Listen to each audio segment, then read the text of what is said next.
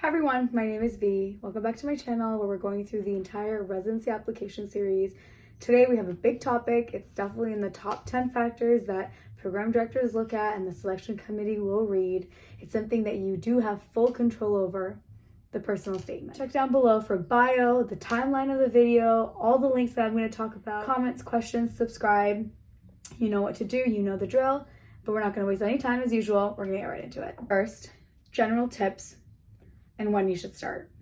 I started prepping for my personal statement early January of the year that I was applying. This is extremely important in the application because it's probably the biggest opportunity you will have to explain yourself and set yourself apart from other candidates. It allows the selection committee, the program director, anyone that's reviewing it to get a good sense of your character, your values, your goals, your just honestly a snippet of you that nowhere else in the application they can get. Okay, you want to take your time with it. You're sitting there in an interview, the couple of questions that are coming out from your personal statement is because that interviewer wants to see what they're reading here, this flawless paper that they're reading here. Is that a good reflection of who you are, the person sitting in front of them in the chair, right? So you want to make it sound like you. I'm a terrible writer. I'm going to say that right now. I had a lot of difficulty putting my personal statement together, but do I think at the end that one-page essay, did that really describe me well? Totally. I definitely think that my personal statement showed a good glimpse of who I was as a person. Make something personalized for you, make something specific to yourself. You don't have to be an amazing writer to stand out. It just has to make it sound like you. What I did to prep for the personal statement was I wrote my CV out first, and I can make another video for CV. It's coming up in the near future. And I looked at some of the things on my CV that I was like, what are some of the things that I've done in my own life that I can talk about? Is there a theme that I notice in myself, literally? Making the CV and having some just random drafts going, I was able to get a few ideas out. I think brainstorming is a good way to just start getting an idea of what you want to talk about, what voice do you want heard, what part of yourself do you want to show and emphasize through this paper. I think it should also be specialty specific, and I will talk about that later on. Formatting, you guys can look at this on the ERAS website, but I will tell you real quick, it's 12-point font, it's Times New Roman, it's one page, which is 3,500 character limit. So you don't have a lot of space to write everything about your life. I'm going to go into what things to avoid, but be concise and to the point. I have 4 paragraphs. I think personally 3 to 5 paragraphs is a balance. I wouldn't go more than 5, and I wouldn't just, have like a 1-paragraph essay. I would say between 3 to 5. I personally had 4 and I liked it at 4. Obviously, full sentences. This has to be professional. This has to be well written. It has to sound nice. On to talking about specialty specific personal statements. I had 2 personal statements. Of course, if you've been watching my series, you know that it applied for IM and FM, both. Theme was the same for both statements. For me, I wrote my paper and I had certain things that were different for both specialties that I used that I think helped me so much. And I want to share this resource with you guys because it will tell you specific characteristics and skills for certain specialties. It's a book called The Ultimate Guide to Choosing a Medical Specialty by Brian Freeman. This book, I referenced just the FM, IM parts, and I really understood like, oh, of course, this is what the specialty needs. This is what kind of clinician is meant for that specialty. These are the skills. And I saw it from that book and I was like, I do have these skills. And I added a few of them in my own words as descriptive measures to add into my personal statement that I think really helped me. Especially, again, I'm not a great writer, so I couldn't just think of big words, but it's not about big words. It's about specific words. It's about concise words. And that's what I was able to really find. This book did really help me. So some of the big things that you want to answer with your personal statement when you're talking about your specialty is why the specialty is for you. It's okay if you discovered the specialty throughout med school. You don't have to be born knowing that you were going to be an EM doc. Like, talk about maybe how you discovered that this was your specialty. Would I personally talk about how I got into medical school? No, I avoided that topic completely. And I do have my reasons for it. It's because what is going to make that stand out from you and the other applicants? I don't think necessarily talking about what got you into medical school is important unless that's a defining event in your life. By all means, who am I to tell you no, right? But I would mostly stick to more clinical things, more things throughout medical school leading you up till residency. That's what I would focus on. Again, it's okay if you didn't know all your life that that's what you wanted to do. If you discovered that throughout clerkships, throughout your course, throughout your electives, that's fine. That is good things to write. So don't get discouraged by that. I would also, again, using that book that I mentioned, indicate what makes you best suited. Key thing about personal statements, in my opinion, is anything that you state as a fact, back it up with evidence, linking it all back to why I want to be in the specialty, or to honestly what your thesis was. Anything that your thesis is, link it back. If you're going to explain a quality or trait, back it up with examples to prove why. Don't just say it and let it linger. Back it up. Big thing. This is probably the only place in your entire application where you could address a failure. If you have failed step scores, or let's say, done really poorly on a shelf exam in that specialty that you're applying to, or if there is a red flag somewhere in your MSPE, Dean's letter, whatever it is, whatever failure, whatever obstacle you've had in your career, this is the right place and you should address it. Address the failure or obstacle. I'm going to say obstacle. To address the obstacle, maybe I don't know if you should go into too much detail, but address it, state what happened, and don't obviously leave it there. I would write after that, what about this obstacle has made you a better clinician, a better student, a better person? What about this obstacle in your life has taught you, what it has meant for you, how you've persevered through it, sort of what skills, traits did you develop after the obstacle, and how you're going to take this experience in your life and go forward. That's the key. If you're going to state an obstacle or hardship you've had in your life, you need to explain it, and at the end, show it in a very positive light. Keywords you want to use. I have learned from this experience the following. This experience has taught me blah, blah, blah. The qualities that I have learned from this experience include, looking forward, I will take this experience with me and know that blah, blah, blah. What else can I think of? The point here is just use this space to show your growth.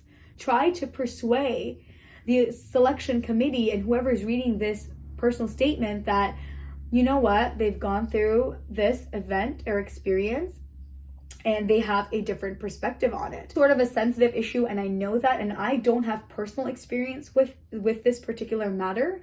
However, when I was researching stuff online, I read so many posts about, medical students saying, I didn't do good on this, I didn't do good on this. Trust me, you're not alone if you think that you've had major obstacles. There is some good advice online, so I would recommend continue researching. General things to avoid, and these are going to be pretty obvious, but you never know who's going to need this. Don't lie. Don't dramatize too much. Avoid kind of like declarative sentences, things like, I am the best at blah, blah, blah. I am the best candidate for blah, blah, blah. A lot of I, me, my statements aren't good. I already mentioned this before, but I wouldn't also go into sort of excess detail of what really got you into medical school. Focus more on what you're showing that's going to make you best for this specialty or best for this program. Another thing I would avoid, and I read up a lot on this, whether or not you should indicate specific programs at the bottom.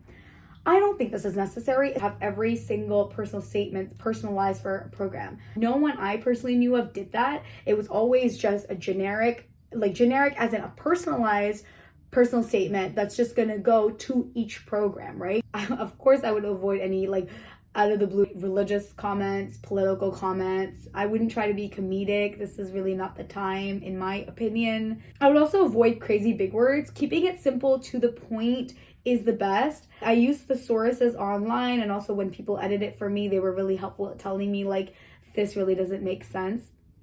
You gotta fix it. Other things I would avoid is abbreviations. I think if you're gonna be using one abbreviation or an organization, for example's name many times, maybe say it the full name first and then in brackets have the abbreviation and then repeat the abbreviation. I think that'll be a bit better, but overall I would maybe avoid abbreviations. Last but not the least, we're going to talk about editing. I'll go through my own timeline for personal statement. So I started my personal statement, I made a draft, it sucked, I scratched the entire idea completely, I made another draft, I still didn't like it, my friend edited it for me and said, you know, this is really good, but it doesn't sound like you, like I don't see you through this paper. And I was like, okay, I gotta do it again. That's when I went back, made the CV, and I was like, oh wow. That's when I got my theme. If you're going to change things like themes, the topic and the thesis, I would rewrite the entire thing completely. I say that because it just makes it would make it sound more organic afterwards. If you're gonna edit little things like a sentence or two, that's fine. Go ahead, delete those things. I would recommend highly reading it aloud to yourself, reading it aloud to at least one or two people and how they react to it and what they think of it when it's said out loud. Of course, I would say at least get it edited by 3 people. I had a friend edit it for grammar, I had a friend edit it for theme, and I had a friend look over it again to tell me, does it sound like myself? And I got a thumbs up from all those people was when I had decided that this was going to be the final thing. If you have a editing service from your school, please take advantage of that. I can tell you from SGU students, the reviews and the editing that I got from SGU were really good. Into a quick outline, I did kind of follow this as well. I did make my own edits to it, but this is a good place to start for people that are a little bit lost or, you know, kind of stuck. Mine was advocacy in health because I had done a lot of things in my life where I had advocated for things and advocated for people. So that was my theme. So for me, my first paragraph was explaining or introducing the idea of this through an example in my own life, and then stating why this was relevant and then what specialty I was applying for and why it was relevant in that specialty. So usually paragraph 1, I would say a good thing to start is why are you choosing this specialty? That's a good place to start, right? You want to use attention grabbing introductions, helps them figure out what the specialty is and maybe what drew you to the specialty. I would consider here, you know, background things like your childhood, your rotations. You can include, just put it like a nice autobiographical sketch. Then again, this is just a possible outline you can do. There's obviously like there's combinations you can have here for what you want to do, but this is just a general thing. The second, third, fourth-ish paragraphs I would have, of course, as my body paragraph. Here I would give specific examples from my life, from my experiences, from my clinical experiences, a patient case, you know, an encounter that I had, just specific things from my life that define particular moments or particular events. For example, I did, for me in my advocacy thesis here, you know, I was a big part of one club during my undergrad where I advocated for blood donations and, you know, people with leukemias and things like that. I stated what I did and the impact that event had in my community at the time.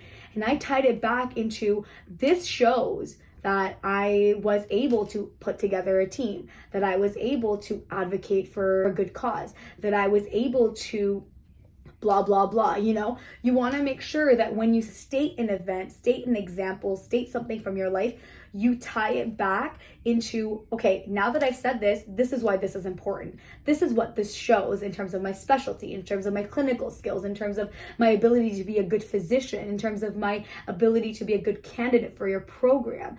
You want to tie it back. And that last paragraph, long-term goals in the specialty in terms of where do I see myself in the next 5 years? Where am I working? What's the setting? That sort of stuff. So long-term goals in the specialty. If you desire to do research, write that in there. Sense of closure to your work in terms of who you are, what you're looking for in a program, what you can bring to the table without overemphasizing, what your future plans are. Those are good things to sort of think about for that last paragraph.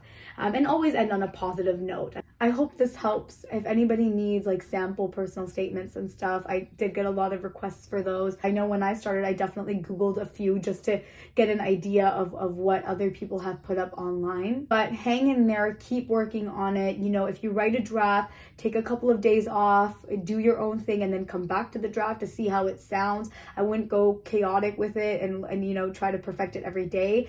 Give it time. The best way to personalize a personal statement is for you to write it by yourself, But do I think it is a great idea to get somebody to edit it, refine it, and perfect it before you submit it? 100%. And if you're looking for editing services, check my link down below. That's all I have for this video, guys. Thanks so much for tuning in. Good luck.